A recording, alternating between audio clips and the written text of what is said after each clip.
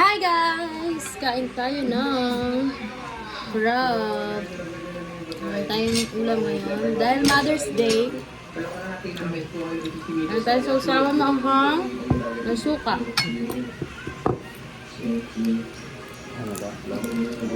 Ay, gusto ko yun, Dodi. Hatay po ako sa baw.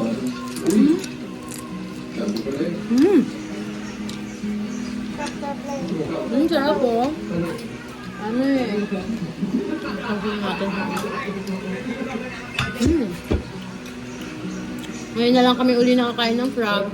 Tapos kain namin ito nung New Year. Diba? Si Simon kasi nag-request kay Mama Rose.